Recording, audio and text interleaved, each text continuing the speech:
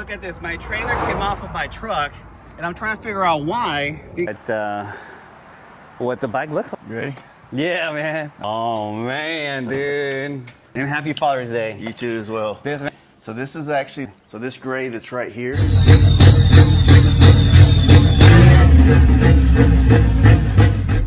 I grabbed my coffee, put in the directions, put the truck in drive, and left to go see Jace at the Fast Life Garage with my truck and my trailer to go pick up my motorcycle. Unfortunately, along the way, my trailer came off my truck. Yes, I said it. My trailer came off my truck on the highway. And well, this is what happened. And look at this, my trailer came off of my truck and I'm trying to figure out why, because here it shows it's a 2 5/16 inch ball. Well, an amateur mistake, guys. The entire time I had it on a 2-inch ball versus the 2 5/16. Holy smokes. Unfortunately, nothing happened to the trailer because of these chains here. The trailer stuck with the truck. I was in the far left lane, right? What happened is it hit this bump, far left lane over here, and these chains held the trailer together with the truck, and that's what saved me, guys. So lesson learned, use the actual appropriate shines and verify it. And what happened was I had switched it around because I had rented this lift from Lowe's or Home Depot, and I had to use a 2-inch ball, and I just went with it, guys. So don't do what I just did. All right, guys, can you hear me?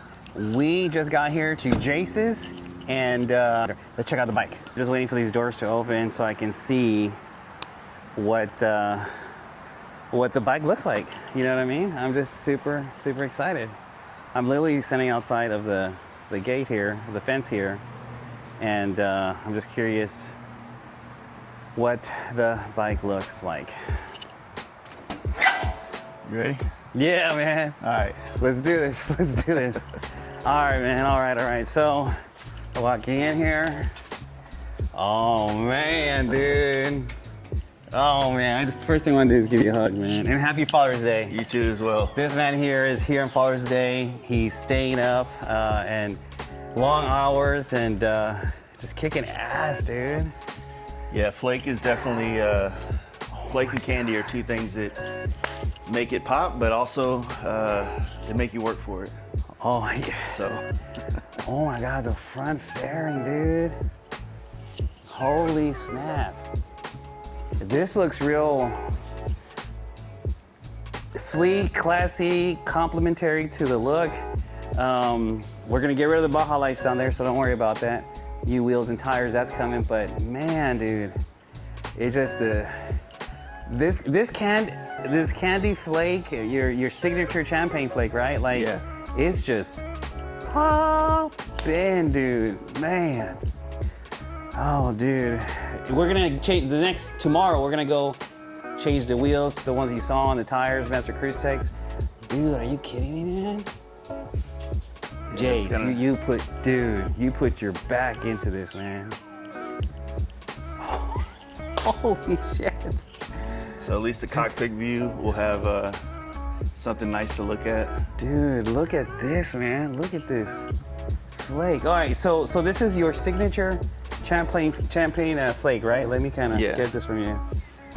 Right?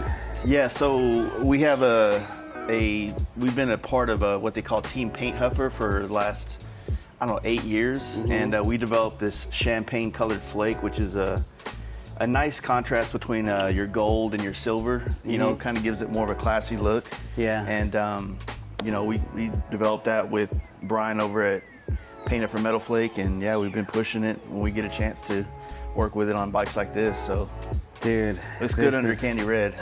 Man, this is, and then so this is the same candy, but different color, right? So this is actually the same gray that you'll see on the front half of the bike. Uh-huh. So this gray, it's probably easier to see on this side. Okay. So this gray that's right here, that gray is with candy red over it. You get this deeper red color. Oh, I see. That was like a cherry kind of, at least back kind of like a black cherry kind of thing. Yeah. Which gives it a good contrast with the different brightnesses of reds.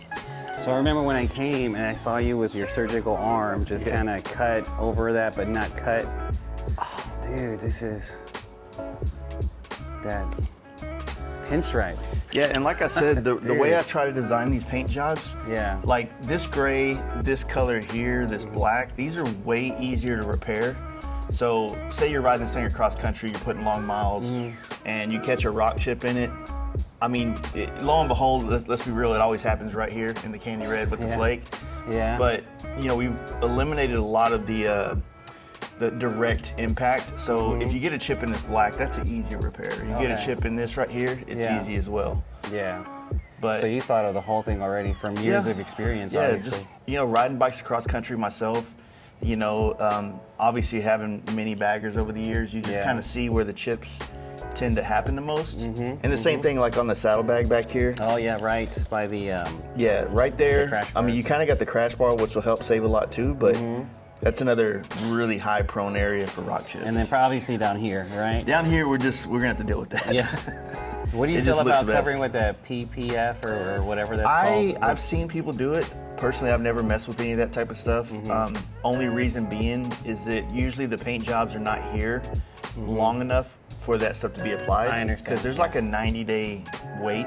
Because you got to let all this Cure. It's got to cure. Like it's you know cure to the touch, but it's still gassing out for many days and weeks after you finish painting. So. Dude. If you lock it in with some kind of clear coat or some kind of like, you know, vinyl film, it could cause like some reactions underneath it. So. Yeah, man. So, brother, I remember when I came and you were, I mean, I don't even know where to start. So, this pinstripe, there's a, I don't want to say a collage, but there's a sweet combination of colors, right? Like you have, obviously this and then look at this right here, this little ghost pattern. That reminds me of back in the, you know, when they go real hard on the lowrider cars, and just, you know, they have so much gear, it looks like kind of like a marble. Oh man, dude, and everything's so soft to the touch, bro. Dude, that's amazing. That's one of the things you want, man. Like when you do a paint job, you don't want to be able to fill any of the lines. Yeah. And that's kind of the pain in the ass these days, because these paint manufacturers, they like to take a lot of the chemicals out of it. Yeah. That made it easier to bury stuff. Oh, I see what you mean. You know. So you've had to adapt. Yeah, I mean, you just end up using more material these days, and Yeah. you know, back in the day, you could clear coat a bike like maybe twice, and you would have like, you know, enough material thicknesses to like level everything out. But nowadays, you know, you get in there and you, it just takes multiple layers. It's like the paint brands remove a lot of additives that made the products better while continuing to raise the prices every year. You know what I mean? So they cut costs by removing some of the important factors out of the paint. Right. It's still good quality paint, but it just makes it harder for guys like us in the custom business, because paint is not designed to do this. Yeah. You know what I mean? Paint is designed to shoot this thing Just cover silver, it. black, gray, you know, red, clear coat it. You know, you give it some orange peel, that way you can't see all the imperfections, and then send it down the road. Dude. Custom paint, obviously we bend all the rules. Yeah. You know. Well, that's that skill, and of course the silver leaf is in between clear and all that, and I mean, dude, like the honey, the gold, the honeycomb, right? Is that what I'm looking at? Yeah. And then this pattern right here. This camera is not doing it justice. If you guys want to see it in person, it's going to be debuted in Sturgis. But dude, that's crazy, man. I'm gonna cut this video here because I'm just gonna enjoy this, and we're gonna catch up here. And thank you, man. Yeah, thank dude, you're just your communication is amazing. Like it's just amazing, dude. You're definitely an artist as I appreciate as you are, and this is what I want. I want it to be noticed on the road, but classy, but not flamboyant. Yeah. You know.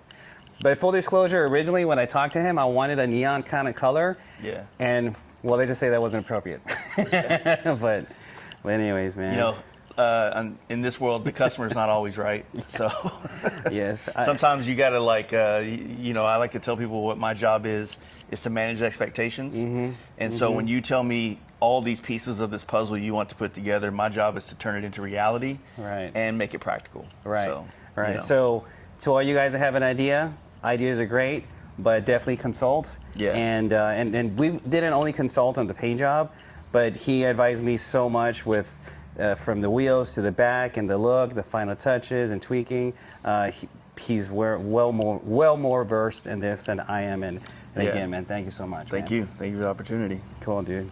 All right, we're gonna cut this video here. The next video, or the next stop for this, which is tomorrow, we're gonna get wheels, tires, and possibly suspension. So y'all be good again, man. Thank you, brother.